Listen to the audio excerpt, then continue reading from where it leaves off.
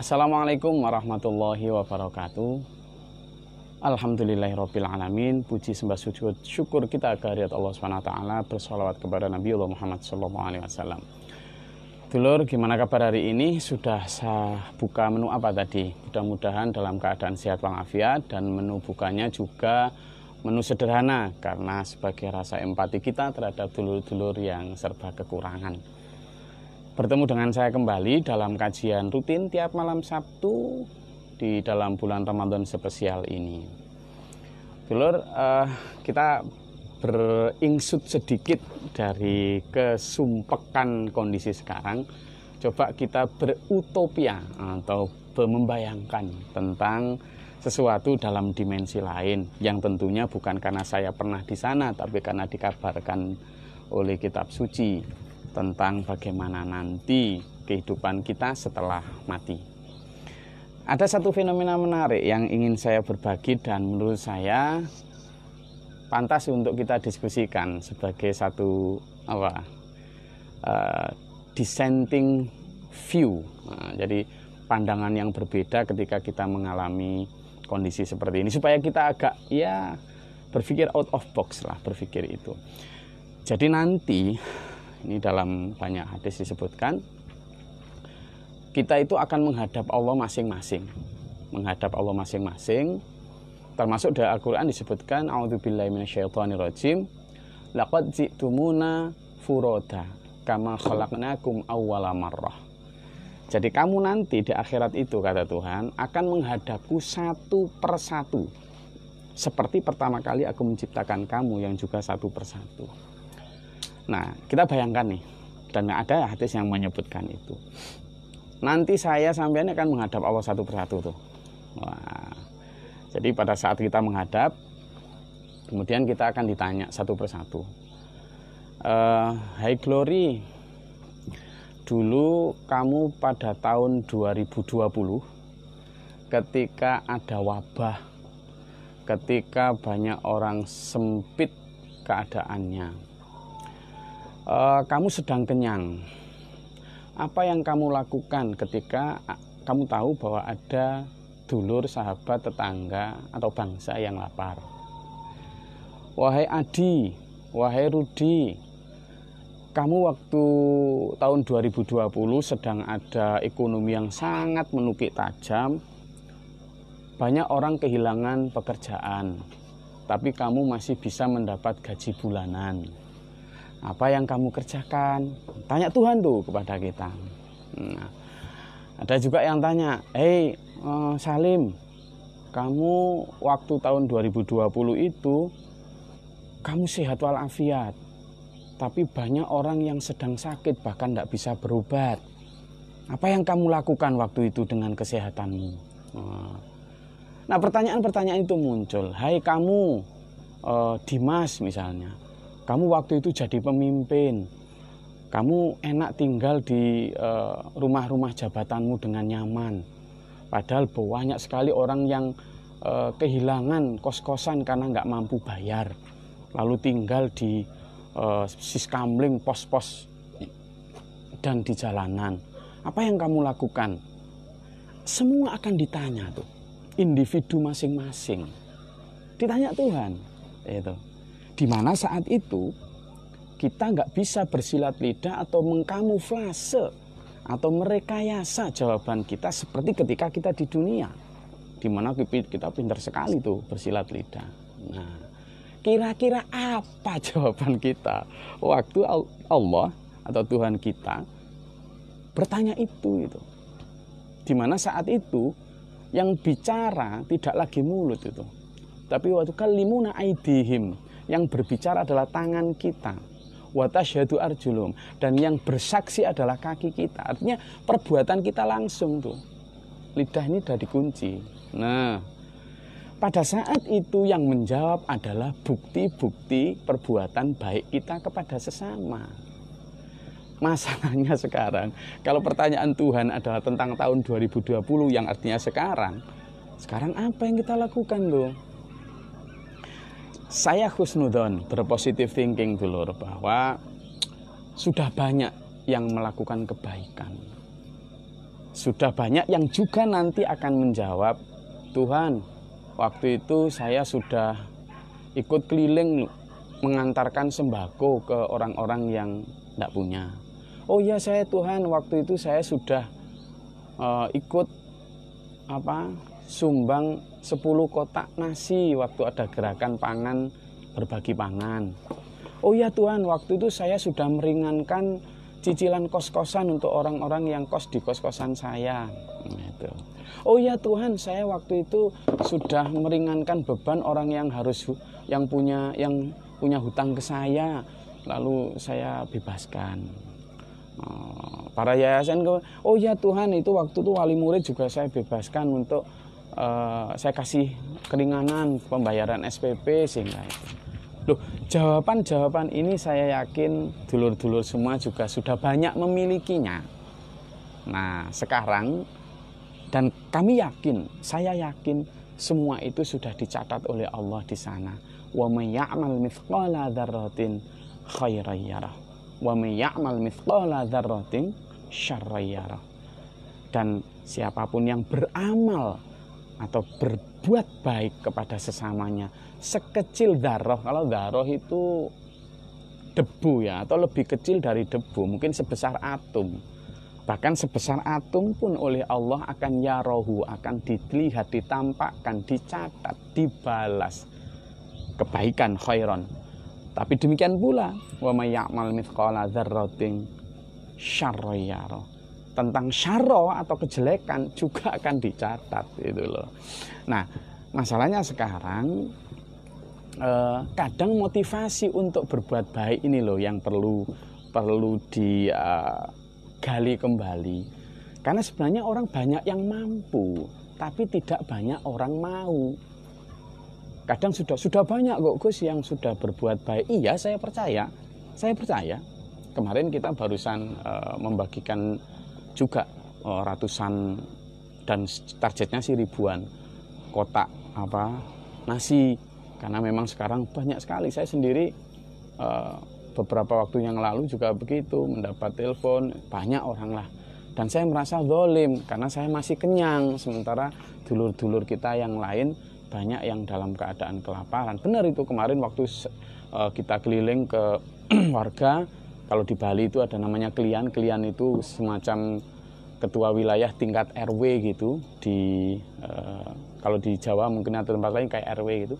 Kita kerjasama sama beliau-beliau untuk datanya, sehingga kita turun juga sama beliau, lalu kita bawa kotak-kotak nasi itu dan ditunjukkan. Dan memang banyak warga-warga yang kalau di masa normal itu seolah-olah tidak mungkin kekurangan pangan. Tetapi sekarang ini kondisinya memang sudah hampir, ya kasihan lah gitu. Nah, di saat seperti itulah dulur, kadang motivasi kita yang perlu ditingkatkan kembali. Sudah banyak gerakan, misalnya berbagi kotak nasi. Kemarin juga sebelum itu saya bersama dengan jamaah di sini juga sudah melakukan penyemprotan disinfektan ke rumah warga maupun fasilitas publik. Kemudian juga membagikan ribuan masker dan juga hand sanitizer. Tapi saya merasa kebaikan yang kita lakukan masih kurang banyak. Kenapa? Karena orang yang menderita juga lebih banyak lagi gitu. Nah, sehingga kita perlu menggerakkan individu-individu dan institusi-institusi ini untuk lebih banyak lagi berbagi. Kenapa? Tidak saja karena banyak lagi umat yang membutuhkan, tetapi juga karena kita nanti akan ditanya tentang apa yang sudah kita lakukan. Bukan hanya apa yang sudah kita keluhkan. Karena pada saat seperti ini kebanyakan orang hanya bisa mengeluh atau mencaci, tapi tidak melakukan perbuatan yang real atau aksi. Nah, sehingga ayo kita tiru tuh dulur-dulur yang sudah melakukan kebaikan. Nah, yang ingin saya bahas malam ini juga adalah tentang gimana biar kita menumbuhkan motivasi mau berbagi. Nah, ini motivasi sedekah. Kalau boleh saya kasih tagline gitu, bahasan kita malam ini adalah bersedekah dapat apa sih? Nah, gitu. Ini kira-kira tagline kita pada malam hari ini. Saya juga ingin bertanya nih kepada saya dan kita semua lah. Kira-kira apa yang kita akan dapatkan sebagai return atau award setelah kita bersedekah? Atau kira-kira bayangan apa yang muncul dalam hati kita begitu kita bersedekah itu? Akan dapat apa sih gitu? Karena semoga bukan materi atau balasan dunia yang ada dalam pikiran kita sebagai motivasi untuk bersedekah. Karena kalau itu yang muncul, maka saya khawatir nanti kita kecewa gitu loh. Saya khawatir kita kecewa. Kenapa? Itulah kenapa saya termasuk orang yang kurang setuju kalau bersedekah itu diberikan motivasi sebagai motivasi dunia. Kenapa? Setidaknya ada beberapa, 3 hal setidaknya. Hal-hal yang bisa mengotori niat ketika keinginan atau motivasi kita bersedekah adalah balasan dunia. Yang pertama gini, kita jadi suka ngancam Allah tuh. Loh, kok ngancam Allah guys? Iya, gini.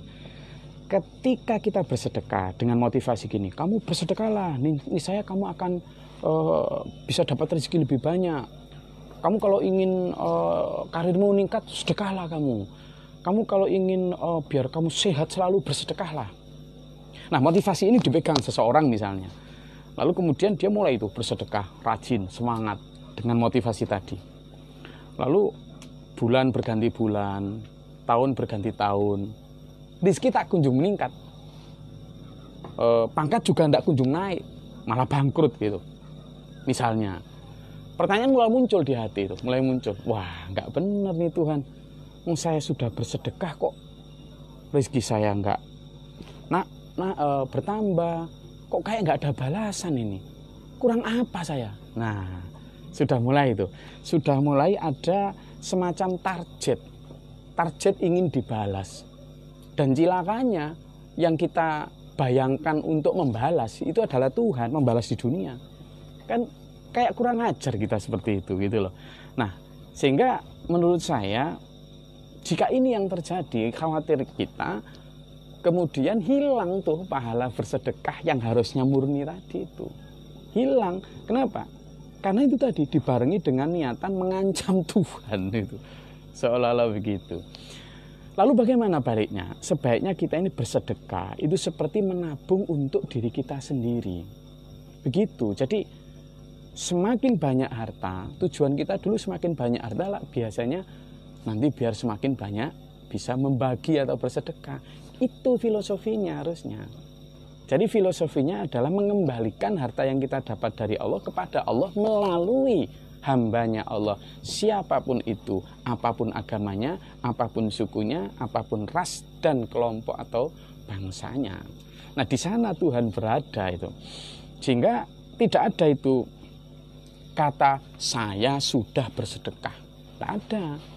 Karena sedekah itu endless activity, jadi kegiatan yang tidak ada akhirnya. Kenapa? Karena motivasi bersedekah akan terus meningkat dan terus ada karena kengototan kita untuk menabung semakin banyak. Baik di waktu lapang maupun sempit, dalam Al-Quran disebut fis-sarra'i wad-dharra'i, Ali Imran itu, maupun khifafan wa thiqalan, saat hati kita berat atau saat hati kita ringan. Baik terpaksa maupun sukarela. Terpaksa itu maksudnya hatinya gitu. Nah, ini sehingga muncul dalam hati itu dulur. Kenapa harus ada kata sudah? Lawang ini untuk diri saya sendiri kok. Semakin banyak kita menabung, semakin makmur tuh. Tapi kemakmuran nanti di akhirat gitu. Itu yang pertama, sehingga jangan sampai kita mengancam Tuhan seolah-olah Tuhan harus membalas di dunia itu. Yang kedua, bahayanya kalau kita motivasinya adalah motivasi di dunia. Kalau kita bersedekah ya, atau kemudian menolong orang dengan keyakinan bahwa nanti akan ada orang yang akan menolong kita, dengan harapan bahwa nanti akan ada rezeki yang tak disangka-sangka, seperti biasanya cerita-cerita banyak orang yang itu. Loh, kemudian kita itu jadi apa ya? Perhitungan gitu loh. Sedekah jadi kayak matematika bisnis. Kita kemudian cenderung menghitung-hitung atau bahkan kadang terpancing untuk mengungkit-ungkit dari apa yang kita berikan. Misalnya, kita sudah sering nolong orang, tapi kita kemudian nggak pernah ditolong orang, bahkan pada saat kita butuh pun nggak ditolong orang gitu. Nanti jadi gini, wah kamu ini sudah ditolong nggak terima kasih. Nah ya toh, sudah mulai ada niat untuk mendapatkan terima kasih. Biasanya setelah ada terima kasih itu nanti ningkat untuk kemudian dipuji, ingin dipuji, atau setidaknya mulai ingin diakui. Misalnya bersedekah nggak dicatat atau nggak diumumkan gitu kadang, nah mulai itu. Jadi hitung-hitungannya gitu, bahkan hitung-hitungan kadang untung rugi gitu. Kamu ini sudah ditolong nggak terima kasih, macam-macam. Sehingga apa? Harusnya gimana? Mulai dari apa yang kita berikan itu harusnya bukan karena ingin terima kasih. Jadi kalau saya pernah bikin ya nasihat sebenarnya untuk diri saya maupun orang lain itu, berbagilah atau memberilah, berbuat baiklah tanpa berharap terima kasih, dan berterima kasihlah tanpa berharap diberi. Jadi lakukan itu dengan apa nih? Lalu ada kadang mungkin bertanya, nah kalau nggak boleh berharap terima kasih, sebenarnya harus bagaimana sih Gus? Bersedekah kita itu? Ya bersedekah itu seperti kita sedang ingin mengirim barang ke kampung halaman. Misalnya kita TKI atau TKW di mana gitu, lalu ingin mengirim hasil kerja kita sangu ke kampung halaman. Nah ketika kita ingin mengirim sangu atau hasil kerja kita, lalu ada orang yang bersedia mengirimkan barang atau kiriman kita itu dengan sukarela, nah kita tentu seneng toh. Jadi ada orang yang sukarela gitu. Nah sedekah itu adalah kiriman kita untuk kampung halaman kita, untuk pembangunan rumah kita di sana, untuk membeli kafling-kafling tanah kita di sana. Ternyata kemudian ada fakir miskin, ada kepentingan agama, ada kepentingan publik, negara, yang kemudian itu bersedia mengantarkan kiriman kita ke kampung akhirat dengan free of charge, tanpa biaya. Harusnya kita senang loh, gitu loh. Jadi kepentingan publik, yatim piatu, orang yang sakit, orang yang menderita, itu adalah paket-paket perusahaan-perusahaan pengiriman yang mau mengirimkan sangu kita, kiriman kita tanpa biaya. Dengan mindset itu, nanti kita justru berterima kasih kepada orang yang kita sedekahi, karena mereka ini orang yang membantu kita tuh. Bayangkan, kalau kita tanpa mereka, orang yang sakit, orang yang menderita, yatim piatu, kepentingan agama, kalau tanpa mereka, bagaimana kita akan menemui dan membalas kebaikan Tuhan? Nah itu filosofinya ya. Yang ketiga, bahaya yang bisa mengotori niat kita ketika kita ingin berbalas di dunia. Ketika sedekah ada pamrih ingin berbalas di dunia, maka kita di akhirat tidak akan dapat apa-apa. Tidak akan dapat apa-apa. Kenapa? Karena sudah banyak ayat yang menyeratkan itu. Misalnya di dalam Quran surat Al-Baqarah ayat 264. Di sana disebutkan, orang yang bersedekah lalu mengikuti sedekahnya itu dengan menyebut-nyebut sedekahnya, mengungkit-ungkit sedekahnya, atau malah kadang menyakiti hati yang menerima, atau kadang dibarengi dengan ria'an nas, ingin dilihat manusia, ingin dipuji manusia, maka kata Tuhan, sedekahnya itu seperti debu yang nempel di batu licin, lalu kena hujan deras, hilang debu itu. Sedekah kita itu di hadapan Tuhan sebenarnya masih belum ada apa-apanya dibanding dosa kita, kayak debu kecil. Sudah gitu disiram oleh apa? Hujan-hujan itu ya tadi riya, mengungkit-ungkit, menyakiti hati penerima, hilang sudah. Nah ini karena kita berbalas, ingin dilihat orang itu kan berbalas di dunia tuh. Ingin ucapan terima kasih kan berbalas di dunia itu. Gitu. Apalagi kalau kita ingin cash, kontan balasannya di dunia. Dengan misalnya kita bersedekah 1.000, ingin dapat balasan 1 juta. Lah inilah kayak menjadikan Tuhan bandar judi nih. Maaf ya. Saya tombok 1 juta, tolong dong kasih saya 10 juta. Loh ya apa itu?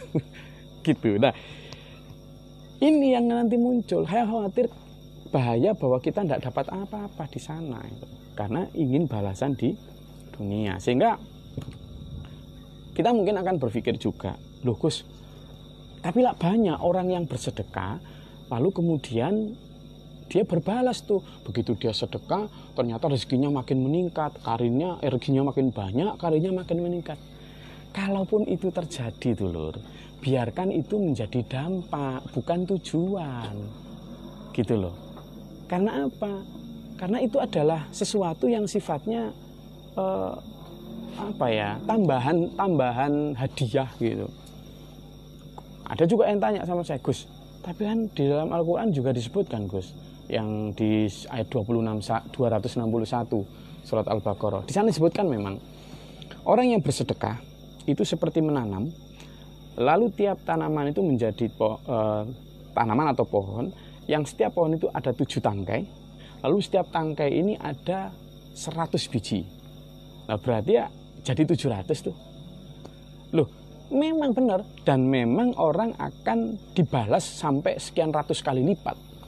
Tapi perlu diingat, balasan itu adalah balasan di akhirat. Yang Allah janjikan 700 kali lipat itu di akhirat, bukan di dunia. Bukan di dunia, gitu loh. Nanti saya terangkan. Jadi bukan di dunia. Kenapa saya bilang begitu? Karena ada ayat lain juga tuh. Di dalam surat Al-Muddathir ayat 6, di sana disebutkan a'udzubillahi minasyaitonirrajim wala tamnun taktasir. Wahai Muhammad, janganlah engkau memberi, bersedekah dengan mengharap balasan lebih banyak. Jelas itu Al-Muddathir itu ayat 6. Ayo dibuka kalau. Jadi sudah ditegaskan di sana itu. Supaya apa? Supaya utuh. Mungkin pertanyaan kita akan muncul gini, lalu saya dapat apa dong Gus kalau bersedekah lalu di dunia? Masa di dunia nggak dapat apa-apa? Jangan khawatir. Nah ini kabar baik, soalnya saya milih live streaming ini di atas gedung lantai 5 di kota Denpasar. Cuacanya lagi cerah. Saya di belakang saya ini Sky Garden di rooftop, dan top roof apa rooftop ya. Alhamdulillah ini di sini di belakang saya ada taman yang ada taman toga, ada hidroponik, ada aquaponik. Insya Allah penerangan cahaya di atas sini juga dengan solar cell gitu. Jadi mencoba untuk mendukung juga energi terbarukan. Dan saya duduk di sebuah gazebo di lantai 5. Udaranya sangat senang, sehingga saya ingin juga berbagi kabar gembira. Jangan khawatir bahwa sedekah kita sia-sia. Enggak, insya Allah tetap ada balasan yang baik di dunia maupun di akhirat. Nah, yang di dunia ini, nah ini yang saya ingin berbagi konsep supaya kita juga tetap punya motivasi untuk bersedekah. Pertama, dengan bersedekah kita akan tercapai itu kedekatan kita kepada Allah. Jadi Quran juga menyatakan bahwa dengan kita bersedekah maka kita akan memberi satu kedekatan kita menjadikan kita dekat, lebih muqarrab kepada Allah. Dengan kita berdekat atau menjadi orang yang dekat kepada Allah yang maha pemurah, ya, yang maha pengasih, otomatis kita akan menjadi orang yang juga pengasih. Logikanya gini, kalau misalnya saya berdekatan dengan si A atau si B yang dia itu penjual minyak wangi atau membawa minyak wangi, lalu saya dekat sama dia, mesti saya akan mencium bau wangi atau malah mungkin diolesi minyak wangi.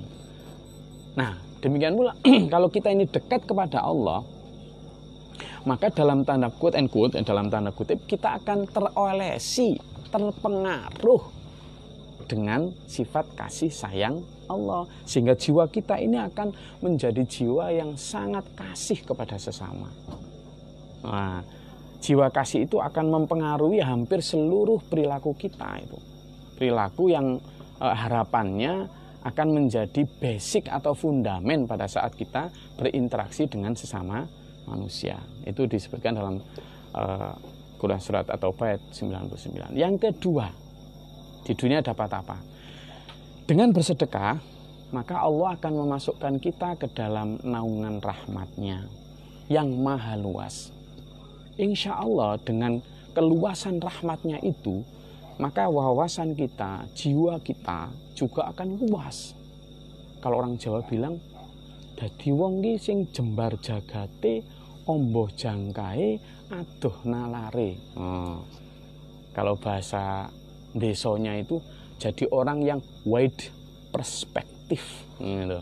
Orang yang punya pandangan beyond limitation, orang yang punya prinsip yang out of box, karena keluasan itu tadi.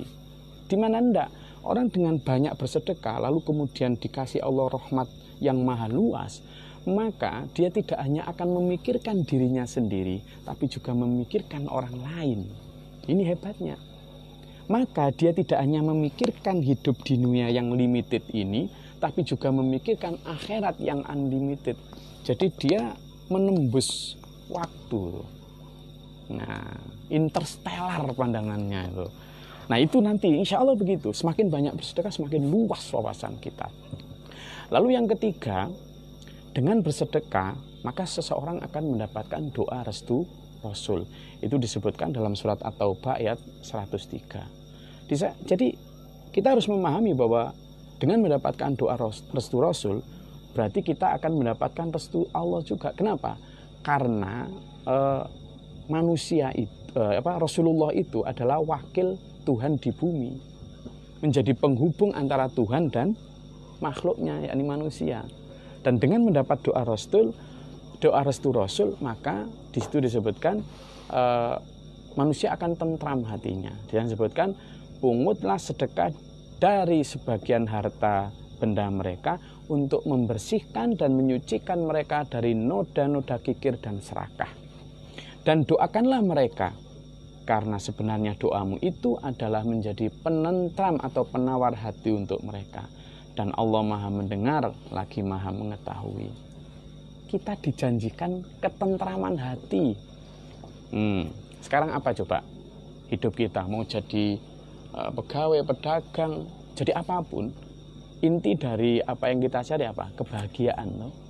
Dan salah satu ukuran kebahagiaan yang paling diimpikan orang adalah ketenangan hati, calmness, mutmainnah qulub, hati yang tenang. Nah, dengan banyak bersedekah dijanjikan itu sama Allah, hatimu di dunia itu akan tenang. Dan ingat, nanti di akhirat orang yang dipanggil pertama kali untuk memasuki ridhonya atau jannah kebunnya atau surganya adalah orang-orang yang hatinya tenang. Ya ayyatuhan nafsul mutmainnah, irji'i ila rabbiki radiyatan mardiyah, fadkhuli fi ibadi wadkhuli jannati. Hai orang-orang hati, jiwa-jiwa yang tenang, yang tidak rakus, tidak serakah, yang benar-benar hati yang sudah tulus kudus, kemarilah ke dalam ridhoku, dengan ridho dan kuridhoi. Kemarilah masuk bersama hamba-hambaku yang juga tulus dan kudus. Kemarilah masuk ke dalam jannahku. Nah, jadi di dunia sudah dikasih ketenangan hati, itu yang namanya fid dunya hasanah. Di akhirat juga mendapatkan ridho Allah. Fil akhirati hasanah. Jadi fid dunya hasanah wa fil akhirati hasanah. Ketiga. Lalu yang keempat apa?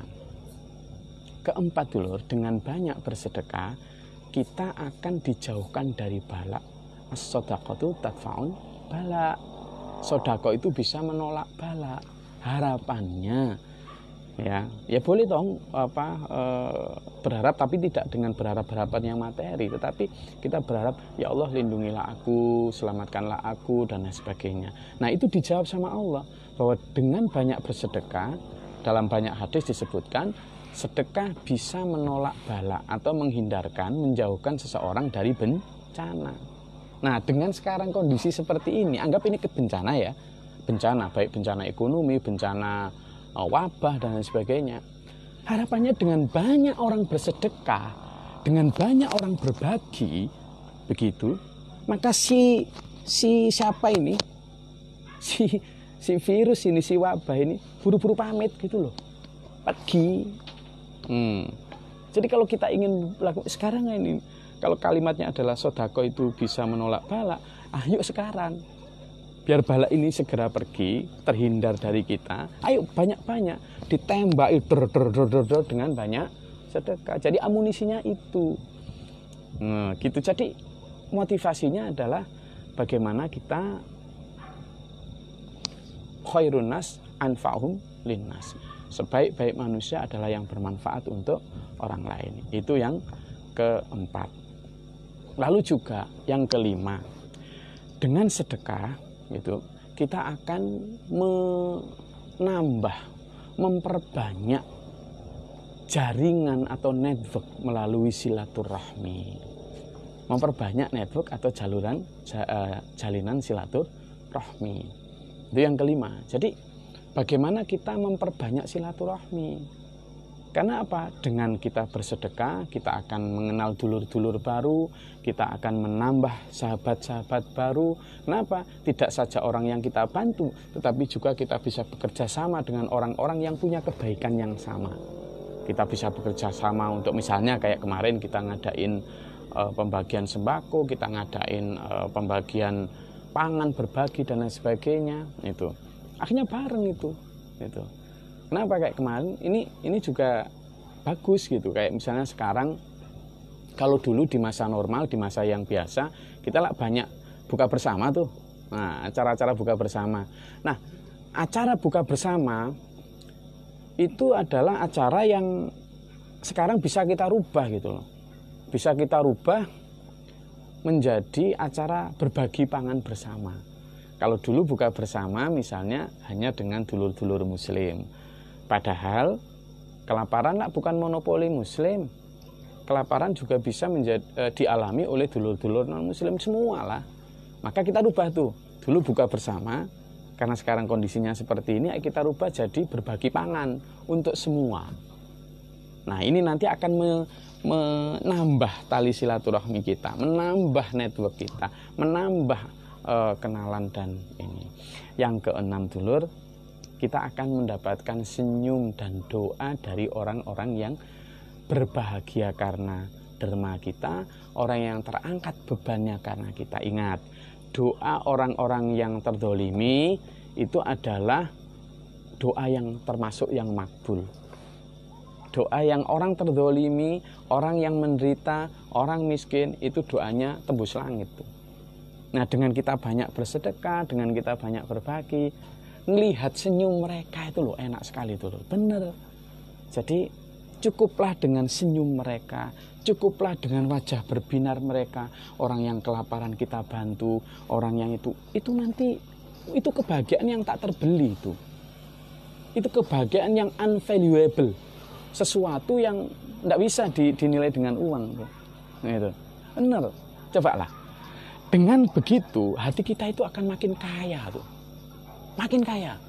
Makanya Rasulullah bersabda, innal ghina, sesungguhnya yang kaya itu bukan orang yang punya banyak harta, tetapi adalah orang yang ghinan nafas, orang yang hatinya kaya. Nah, dengan kita banyak dapatkan senyum, dapatkan doa dari orang-orang yang tertolong karena pertolongan Allah lewat kita, maka insya Allah jiwa kita akan menjadi hati yang lapang, hati yang kaya, hati yang menjadi semakin enriched, terkayakan, bukan hanya dari sisi materi. Yang terakhir, 7, dengan kita banyak bersedekah, insya Allah kita akan dilapangkan jalan kita dalam hal apapun. Dalam hal apapun akan dimudahkan urusan kita, dan yakinlah bahwa Allah akan membimbing kita menuju hidayahnya. Nah, ini yang justru sangat berharga juga itu. Jadi tidak hanya tentang urusan materi, tidak hanya tentang urusan ini, tapi adalah jalan hidup kita akan dilapangkan. Kita akan dibimbing oleh Tuhan, kita akan ditunjukkan. Terutama kenapa? Karena kita akan diampuni dosa-dosa kita. Loh, diampuni dosa-dosanya.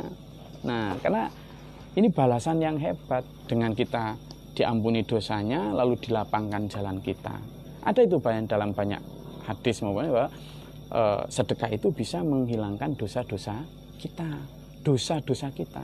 Padahal begini, tidak ada tiap hari orang yang tanpa dosa.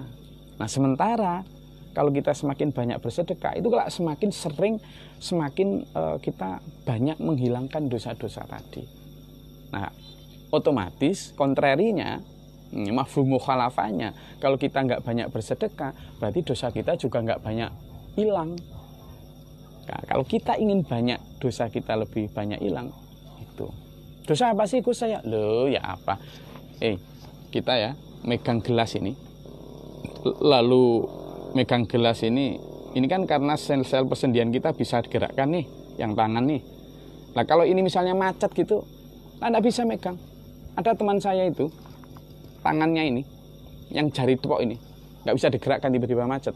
Seorang pengusaha dia. Loh dia nggak bisa digerakkan. Lalu dia ke dokter, sama dokter, ini bisa ini disambung uratnya, operasi ini. Terus katanya, tapi membayarnya 1 miliar. Dasar dia memang punya uang, dibayar. Jadi untuk menggerakkan jari 1 miliar. Apalagi untuk 5. Ya 5 miliar. Nah kita nggak berterima kasih, bersyukur. Itu dosa. La ing syakartum la azidannakum wa la ing kafartum inna adzabi lasyadid. Kalau kamu bersyukur atas nikmatku, kata Tuhan, akan kutambah nikmatku. Tapi kalau kamu kufur atau ingkar, akan dapat siksa.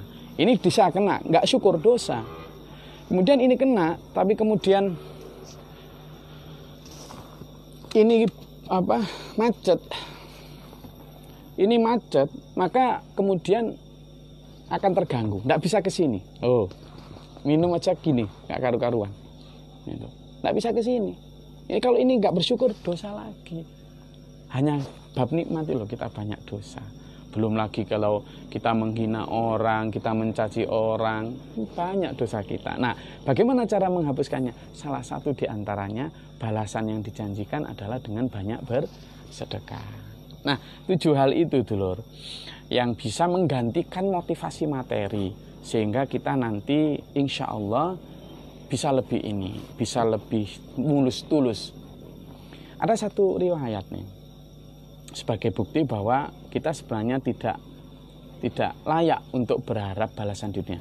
Ibu Khadijah, istri Rasulullah Muhammad SAW, ya, itu pedagang kaya raya, eksportir. Waktu itu, zaman itu, tahun 600 sekian Masehi, itu sudah dagangannya itu sudah keluar negeri. Jadi dari Makkah ke Syam itu sudah luar biasa itu. Berarti businessman, business woman itu, seorang bisnis yang tulung. Nah, itu hartanya jelas berlimpah sekali. Tapi ketika beliau menikah dengan Rasulullah Muhammad SAW, kemudian berjuang untuk agama dan bersedekah hampir tanpa henti itu untuk mensupport perjuangan Rasulullah, mensupport tanpa pamrih apapun. Loh, beliau ikhlas. Bahkan sampai saking banyaknya itu sampai hartanya hampir habis, tak tersisa. Artinya karena tidak tersisa, berarti tidak ada return atau balasan kepada Khadijah setelah bersedekah. Tidak bertambah hartanya. Juga tidak ada peningkatan karir secara dunia, padahal bersedekah terus. Bahkan kalau dalam riwayat disebutkan Ibu Khadijah itu kalau nggak salah meninggalnya itu di tenda pengungsian saat diblokade orang kafir Mekah di luar kota Mekah tuh. Karena kalau nggak salah ada riwayat yang menyatakan dipakai untuk beli air buat para pengungsi atau penyintas yang ada di tenda pengungsian itu sampai habis. Berarti tidak ada tuh balasan dari Allah berupa harta atau kenyamanan di dunia setelah bersedekah itu. Nah, hal yang sama juga dijalani oleh para sahabat, baik Umar, Ali, sahabat Umar, sahabat Abu Bakar, Umar, Ali dan sebagainya, Utsman terutama.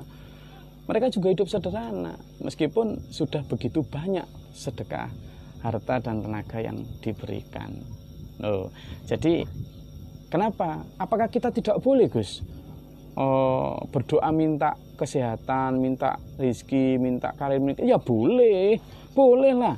Doanya lah seperti ini. Robbi habli, jadi Robbi habli kita ingin diberi anugerah sama Allah itu rizqon halala. Rizqon halala, rizki yang banyak. Wa yahabli rizqon halala. Ya Allah, anugerahilah kami rizki yang halal. Berarti boleh minta rizki. Kita juga bisa minta diberi kesehatan, boleh. Tetapi khusus untuk sedekah, ayo kita bersihkan niat atau proses sedekah itu dari niat-niat berbalas rizki, berbalas materi di dunia. Supaya apa? Jika sedekah itu adalah kiriman kita untuk akhirat, biarkan itu menjadi kiriman yang utuh, tidak dikurangi oleh riya, tidak dikurangi oleh keinginan dipuji, tidak dikurangi oleh keinginan-keinginan duniawi. Biar utuh tabungan kita sampai di akhirat, dan nanti benar-benar berbalas menjadi 7 tangkai, menjadi 100 biji tiap tangkai, dan berlipat di akhirat. Sementara di dunia kita benar-benar tulus ikhlas karena ingin membantu sesama dengan 7 keuntungan, ketenangan hati, doa Rasul, silaturahmi yang banyak, dimudahkan urusan, kemudian banyak tadi, 7 hal tadi. Nah, ini yang harusnya jadi motivasi kita, sehingga ayo bersedekah dengan niatan untuk menabung untuk akhirat, dan kalaupun ada bonus balasan di dunia berupa rezeki, karir dan sebagainya, biarlah itu menjadi dampak sampingan, biarlah itu menjadi bonus buat kita. Sakit nggih? Mudah-mudahan kita dimampukan Allah sehingga apa yang sudah dilakukan oleh dulur-dulur kita di sana dalam kaitan bersedekah ini menjadi sesuatu yang luar biasa. Kita sudah bersyukur juga loh, banyak orang-orang baik di negeri ini yang juga berbagi. Mereka memberikan hartanya, tenaganya, dan lain sebagainya. Mereka berbagi ke tetangga. Ayo sekarang mulai kita tengok lagi tetangga kita, sahabat kita, banyak sekali. Kemarin dalam berbagi itu, saya juga diantarkan klien ke salah satu, kami di Denpasar dan Tabanan juga ya. Itu ke salah satu rumah, yang itu rumahnya lantai 2. Kalau secara lahir gitu, tampak nggak pantas gitu dapat bantuan. Tapi ternyata menurut cerita ya, bapak klien ini, orang ini adalah yang sekarang bangkrut, sehingga rumahnya pintunya selalu ditutup, dan ditutup karena menghindari debt collector itu, sampai saking bangkrutnya saat kondisi ini untuk beli makan nggak bisa. Sehingga pada saat kita berbagi kota itu juga termasuk berbagi ke rumah itu. Jadi jangan salah sangka, benar-benar sekarang ini waktunya kita membuktikan bahwa semua harta itu titipan Allah, dan saatnya kita mengembalikannya kepada Allah melalui fakir miskin, yatim piatu, dan orang-orang yang membutuhkan. Apapun agama mereka, apapun suku mereka, apapun ras mereka. Karena saat inilah kita harus membuktikan bahwa lapar itu bukan monopoli satu agama tertentu. Bahwa berbagi itu adalah bukan monopoli orang-orang yang kaya. Karena kita bahkan yang paling tidak punya pun uang 50.000 kita masih bisa berbagi sekotak nasi 10.000 sampai 15.000. Dulur, itu yang bisa saya sampaikan. Dan sekilas saya pakai baju yang seperti ini itu, kalau di SPMAA itu memang ada yang namanya Santana, Santri Tangga Bencana. Jadi di SPMA itu punya organ yang namanya Santana, salah satu dari divisi sosial. Itu yang memang bergerak ketika ada bencana dimanapun kapanpun. Kemudian ada Pilih, ini adalah pusat pendidikan dan informasi lingkungan hidup yang memang bergerak di bidang lingkungan hidup, dan juga ada education. Jadi ini adalah baju lapangan yang biasanya kita pakai di SPMA untuk bergerak menolong umat. Selain kajian, kita juga diaplikasikan dalam tindakan, karena tuntutan iman itu kan wa tasyidu fil qalb, disyahadahkan di dalam hati, wa iqraru bil lisan, diikrarkan dalam lisan, tapi juga harus wa amalu bil arkan, diamalkan dalam perbuatan. Jadi apa yang kita ucapkan adalah apa itu yang kita amalkan. Semoga bermanfaat dulur. Berpikirlah bahwa kita adalah para TKI TKW yang ingin berbagi. Jadi TKI TKW itu kalau misalnya di Malaysia, di Taiwan, atau di luar negeri, Korea dan sebagainya, itu selalu berpikir bahwa kampung aslinya adalah Indonesia. Di sana mereka itu hanya cari makan gitu, cari nafkah. Sehingga kadang mereka di sana ya rela hidup sederhana itu, tapi hasil kerjanya yang paling banyak dikirimkan ke kampung halaman. Di sini rumahnya bagus-bagus, di sini sawahnya lebar-lebar, hasil kerjanya di sana dikirim ke sini. Di sana ya dinikmati seadanya. Lah kita ini juga TKI, TKW di dunia. Hasil kerja kita itu harusnya kita nikmati di sini ya sederhana saja, secukupnya saja. Yang paling banyak ya kita kirim ke akhirat. Di sana kita mewah, sebanyaknya di sana. Lewat apa? Lewat berbagi. Kalau kita mau mengirimkan para TKI TKW itu, kalau mau mengirimkan sangu, bukan kok dia pulang dulu lalu sangunya hasil kerjanya ditinggal di sana nyuruh orang ngirim, enggak. Ya waktu dia di sana itu dikirimkan sendiri, lebih aman. Sama kalau kita mau mengirimkan sangu kita ke akhirat, ya pada saat kita masih hidup ini kirimkan ke sana biar aman. Karena kalau kita hasil kerja kita tinggal di dunia, kita mati nyuruh orang lain ngirim, belum tentu dikirim, belum tentu disedekahkan. Sekarang saatnya. Dan wabah ini menjadi jawaban kita untuk kita mau berbagi atau tidak, untuk mau kaya di akhirat atau tidak. Saat ini kita waktunya memberikan jawaban. Saya rasa itu dulur, mudah-mudahan Allah meridhai kita semua. Allahumma musarrifal qulub, sarrif qulubana ala ta'atika. Allahumma nas'aluka hubbaka wa hubba man yuhibbuka wal amala alladhi yuballighuna hubbaka. Allahumma ja'alna hubbaka habbalan nasina wa ahlina min ta'itunya. Rabbana atina fid dunya hasanah wa fil akhirati hasanah wa qina adzabannar. Rabbana taqabbal du'a. Subhana rabbika rabbil izzati amma yasifun wa salamun alal mursalin wa alal mursalin alhamdulillahi rabbil alamin. Dari saya, salam dari Denpasar. Semoga bermanfaat. Sampai bertemu minggu depan, pekan depan.